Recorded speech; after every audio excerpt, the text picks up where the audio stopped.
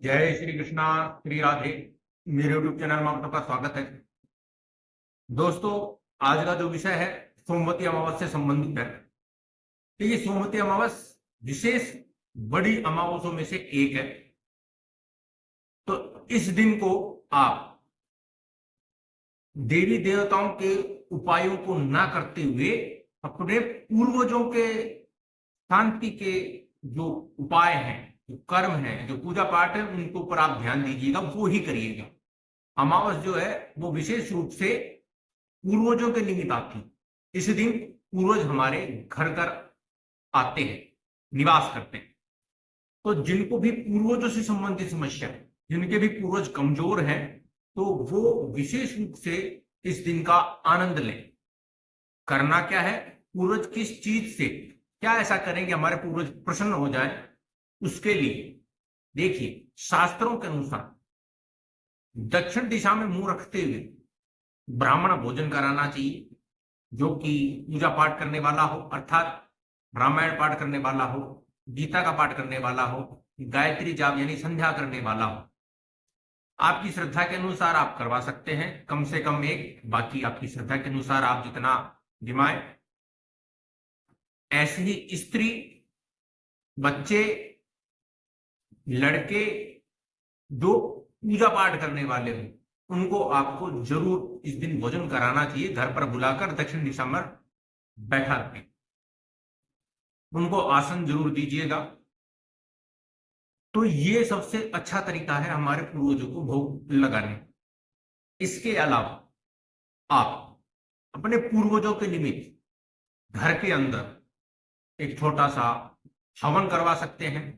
पितृ गायत्री मंत्र से, कुल देवी के मंत्र से, इष्ट देवी के मंत्र से, उस स्थान के जो देवता हैं या देवी हैं उसको आहुति देते हुए, उस ग्राम के जो देवता हैं, तो इस तरीके से अगर आप हवन करेंगे तो आपके पूर्वजों को भोग मिलेगा। वो मजबूत होंगे, वो मजबूत होंगे तो आपकी सभी मनोकामनाओं को वो पूर्ण करेंगे। इसके अलावा आपको क्या करना है, पहला हो गया, आप अपने पूर्वजों को याद करके उनका जो भी मंत्र है उनको याद जरूर करिएगा। अपने पिताजी अगर शांत हो गए तो उनको याद कीजिएगा, माता पिता शांत नहीं हुए तो उनका आशीर्वाद लीजिएगा। अपने दादा दादी और परदादा परदादी, इन 3 पीढ़ियों को भी अगर आप भोजन करवाते हैं तो भी आपके 7 पीढ़ियों के पूर्वज तृप्त हो जाते हैं, आशीर्वाद। 5 जो हमको कर्म बताए हैं, वैसे तो हमको नित्य करना चाहिए, लेकिन इस दिन विशेष करिएगा, वो है आप गौ माता को इस दिन काले तिल, सफेद तिल, जौ और गुड़ मिलाकर जरूर 12 बजे से पहले जरूर खिलाएं गौ माता को। पानी में भिगो दीजिएगा और कल आप खिला दीजिएगा। इसके अलावा आपको ब्राह्मण भोजन का मैंने आपको बताया, ये नितांत आवश्यक है, आपको जरूर करना चाहिए। इसके अलावा आपको हवन करना चाहिए। और जहां आपका पानी का स्थान है, जहां आप पीने का पानी रखते हैं, वहां पर एक दीपक जरूर आप प्रज्वलित कीजिएगा, दक्षिण दिशा में मुंह रखते हुए। इसके अलावा जो हमारे पूर्वज हैं जहां आते हैं वो है पीपल का वृक्ष। तो अगर आप पीपल के वृक्ष में जल और गाय का दूध अर्पित करते हैं और गाय के दूध के अंदर काले तिल, सफेद तिल, जौ और गुड़ मिलाकर अर्पित करते हैं, पितृ गायत्री मंत्र बोलते हुए, और पीपल की परिक्रमा करते हैं, पीपल के नीचे एक तेल का दीपक या घी का दीपक प्रज्वलित करते हैं, दक्षिण दिशा में मुंह रखते हुए, तो भी आपके पूर्वज अति प्रसन्न होते हैं, धन धान्य से और वंश वृद्धि से आपको संपन्न कर देते हैं। आप ये छोटे छोटे उपाय पूर्वजों से संबंधित जरूर कीजिएगा।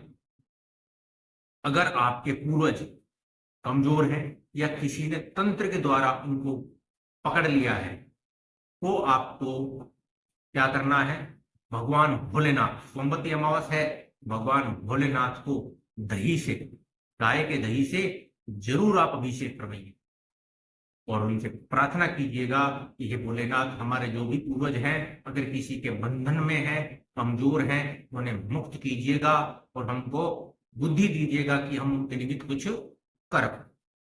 इससे देखिएगा जितने भी आपके पूर्वज हैं वो मजबूत होंगे, और जो भी आपके पीड़ित यानी अकाल मृत्यु हुए जो पूर्वज हैं उनके लिए क्या करना है ये आपको वो बताएंगे।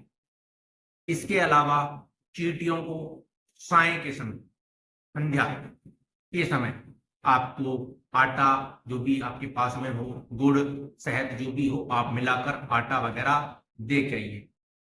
कुत्ते को रोटी जरूर दें, कौवे को खीर का भोग लगाएं, तो आपको जरूर अपने पूर्वजों को मुक्त करने में, उनको प्रसन्न करने में आसानी रहेगी।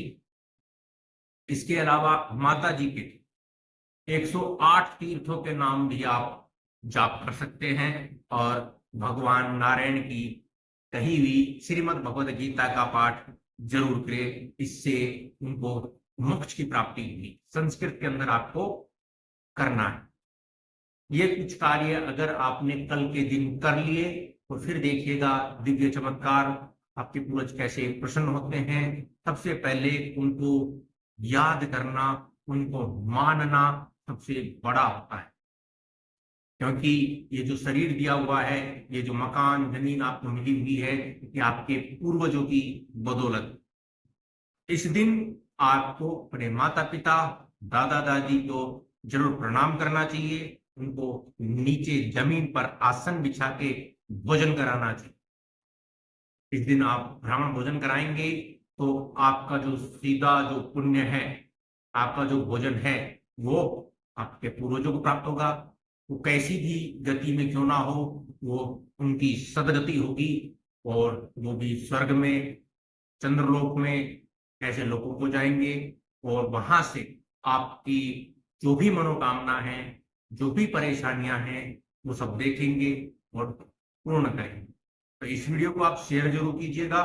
सोमवती अमावस है, अन्य उपायों में ना लगते हुए आप पूर्वजों को जरूर मजबूत कीजिएगा। अगर आपके आसपास में कोई नदी वगैरह है, वहां अगर आप हवन वगैरह करते हैं, वहां आप दान पुण्य करते हैं, तो आपका जो किया गया पुण्य है वो करोड़ों गुना हो जाए। क्योंकि जल से मुक्ति जल्दी मिलती, जल तत्व ऐसा है जल्दी ही मुक्ति दिला देता है। आप ध्यान दिया होगा तो जितने भी हमारे मंदिर हैं, पुराने मंदिर हैं, वो अधिकतर नदी के स्थान के पास में ही है।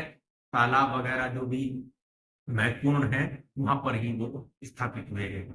जरूर आप इस चीज का फायदा उठाइए, फिर देखिएगा चमत्कार। जय श्री कृष्णा, श्री राम।